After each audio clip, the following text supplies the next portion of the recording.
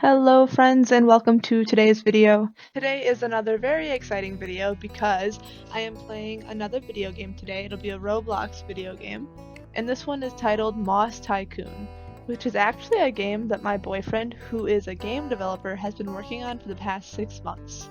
So for the past 6 months I've been sitting at my desk, and then anytime I turn around I will see him working on this game. And honestly, I think it is very well done. He made this with no bad intentions in mind. So what I mean with that is there's no gambling mechanics. It's not meant to get you addicted or have children spend thousands of Robux just to make him a quick buck. So for that reason, I think it's really well done. I also just really like the aesthetic of all of it, and I've always really enjoyed tycoons because they're kind of fun to just have up in the background. So today we'll be playing that, and I really hope you enjoy it. And if you do, I was somewhat of a contributor in the creation of this game. I did some play testing as well as drawing the little icon image for it.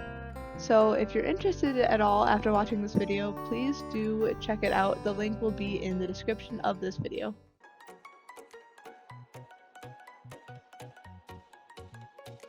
Okay, so all you need to know before I start is that Moss Tycoon is a tycoon, obviously, and the main theme is growing moss, so that's how you're going to make money throughout the game.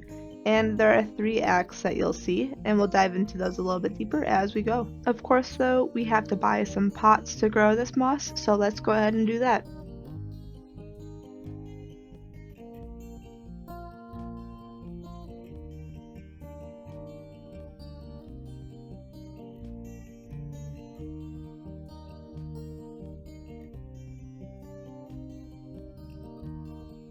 So I don't know if you noticed while I was playing, but there's actually a multiple type of mosses in this game they have to unlock.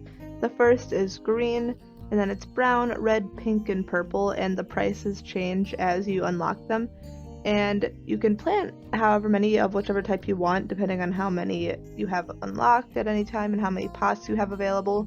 So for instance, let's say all you wanted to do was make money really fast. Purple makes you a lot of money and it grows really quickly, so that might be the way you do it. But sometimes you need certain colors to unlock certain buttons, so that's also something to keep in mind if you're trying to do a quick playthrough, because there is a little bit of an element of speedrunning. I mean, there's even a leaderboard made for it, so if you do play this, keep that in mind because it's a pretty fun thing to compete with. A tool that has been made available to anyone that plays this game and is interested in the speedrunning aspect is that there are 4 different types of obbies with different difficulties that will give you different boosts to your moss and the growth, so you can make more money or grow whatever type of moss you need faster at different rates. So for example, the green moss lobby, I think accelerates the growth of all your moss by 1.7 maybe, and it's only for 3 or 4 minutes or something like that. So it's just a short amount of time, versus purple, it'll accelerate it for closer to 7 or 8 minutes. So then you don't have to come back as often and you can save yourself more time. But obviously the purple obby is going to be a little bit more difficult than the green obby. Once you begin to reach the end of Act 1, you'll notice that you have a fully built greenhouse with plenty of pots to grow whatever moss you need. And throughout this greenhouse there are little notes scattered about, and if you want to, you don't have to, it doesn't change anything to the game, but if you read the notes you'll find that there's little bits of lore, and you can discover the thoughts going through the head of whoever it is that is putting together this little moss business. But once you finish Act 1, you'll notice that there is a button near the back door, and once you click on that, it'll expand into a whole backyard so you can expand your moss growth. If you do continue to read the moss notes all around, you'll kind of notice that the writer of them turns into a bit of a rambler, talking all about money and the best ways to grow even more moss, because as of now they're kind of making a killing on it and they don't want to stop. In Act 2 though, you'll notice that the way you are making moss now is, instead of planting moss yourself, you are naturally growing moss on trees and rocks in your backyard. So throughout Act 2 you are going to be unlocking different trees which will accelerate the growth of the moss, as well as have moss possibly grow on the tree itself. And you're going to unlock rocks, which is where, again, the moss will have a chance to grow. And every section of the backyard is a different color, and this moss is called sheet moss, and it actually sells, I'm pretty sure, for more than the regular moss sells. So by the end of it all though, you're going to have this big, luscious backyard full of trees and rocks growing all sorts of moss. Just like back at the greenhouse though, when you finish up the backyard, you're going to decide that you still don't have enough moss and you need to pave the whole earth. And once you do that, there really is no turning back. Now you have a whole factory ahead of you that you have to build because you just cannot stop making moss and gaining more money. Now this is the point in the game where our cute cozy tycoon about growing moss in our little backyard or in our greenhouse quickly turns into the type of tycoon that Roblox is known for.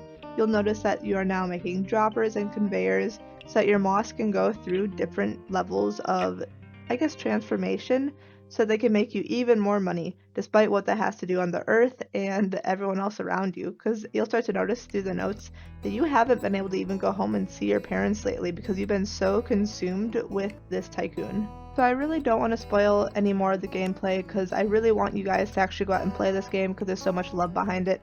I will show you though, there are two boards. There's a donation board and the completion board in the fastest time. So if you're interested, give this a check. And now we're going to transition into the part of the video where I talk about the art that I made for this video game. So for this artwork, I didn't take a screen recording, so I'm just going to show you the time lapse for it. I had a reference, I guess, from my boyfriend because he tried to draw the icon at first. And not that his drawing was bad, but he is not like an artist. He is primarily into game dev stuff. So I tried my hand at it. He wanted to make sure that the greenhouse was there and then that there was, of course, the trees in the background. And I personally decided to make it kind of like a sunset scene that, in my opinion, looks really pretty. Arguably, that's not what the game looks like since you play during the daytime, but I think it's okay. I feel like icons are meant to be a little bit clickbaity, so I think it's okay to make it kind of prettier than the game might actually be. And as you can see, when I first started out, the tree on the right looks nothing like the trees in the game, so that's kind of just holding space for now, and it's going to change quite a bit.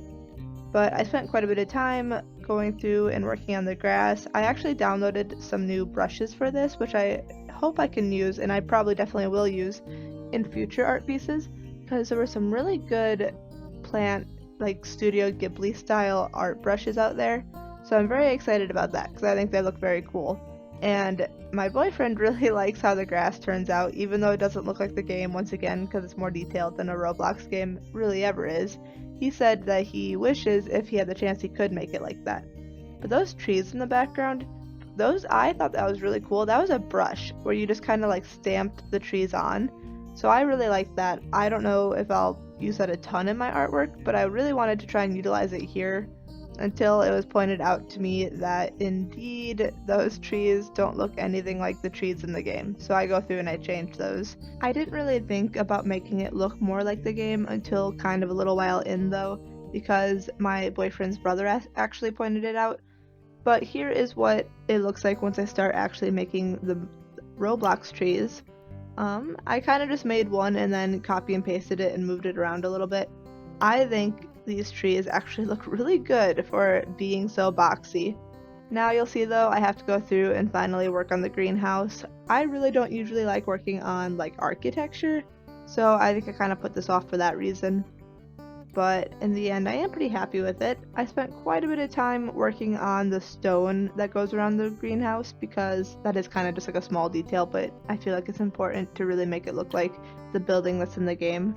So this is what that's starting to look like. I think it turned out pretty good. It looks like stone to me, but also isn't overly detailed that it like doesn't match the aesthetic. I realized that when I was making this drawing, I make it look like there's lights inside this greenhouse. But then of course the door is dark, so I don't know if anyone has noticed that besides me, so just try to forget about it. I probably shouldn't have pointed that out. I just think it's kind of a funny detail. The drawing is basically done at this point though, so here is what the final drawing looks like, and then this is what it looks like as the icon because we put some text over it so that it would draw people in and they'd know the name just based on the image alone. But yeah, please let me know what you think of both my drawing, and if you do decide to play Moss Tycoon, which I highly encourage, please let me know how that goes, and if you liked it or if you have any tips for future games. But yeah, thank you so much for watching, and I hope to see you in next week's video. Goodbye!